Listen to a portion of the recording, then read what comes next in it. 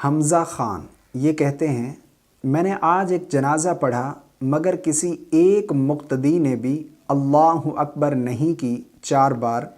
اب یہ نہیں پتا کہ کون سے فرقے کے تھے وہ۔ یعنی ان کا کہنا ہے کہ انہوں نے ایک نماز جنازہ پڑھی ہے، تو اس نماز جنازہ میں کسی ایک مقتدی نے بھی تکبیرات نہیں کہی۔ ایسا تو ہو نہیں سکتا کہ کسی ایک مقتدی نے بھی نہ کہی ہوں۔ دیکھیں، امام صاحب جو ہے وہ بلند آواز سے کہیں گے تکبیرات، اور مقتدی جو ہے وہ آہستہ آواز میں امام کے بعد تکبیر کہے گا۔ بعض لوگ یہ غلطی کرتے ہیں، یہ بات بالکل درست ہے، وہ تکبیرات نہیں کہتے، جبکہ نماز جنازہ میں 2 فرائض ہیں۔ نمبر 1 پر قیام کرنا، نمبر 2 پر تکبیرات کا کہنا، 4 تکبیرات کہنا۔ یہ جس طرح امام صاحب کے لیے لازم ہے، مقتدی حضرات کے لیے بھی یہ لازم ہے تکبیرات کا کہنا۔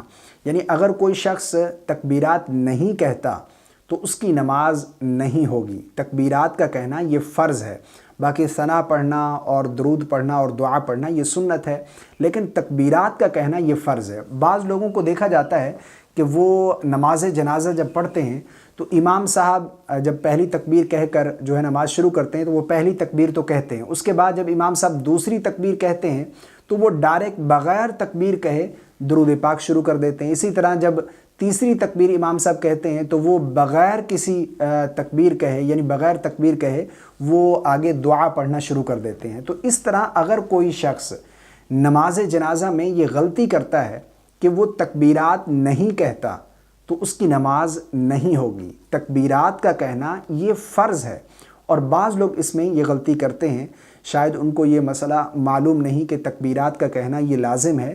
تو تکبیرات مقتدی بھی کہے گا اور امام بھی کہے گا۔ امام جو ہے وہ بلند آواز سے کہے گا، اور مقتدی جو ہے، جو پیچھے مقتدی ہے، وہ آہستہ آواز میں تکبیرات دہرائے گا، یعنی تکبیر مقتدی بھی کہے گا۔ اگر کوئی ایک تکبیر بھی مقتدی نہیں کہتا تو اس کی نماز نہیں ہوگی۔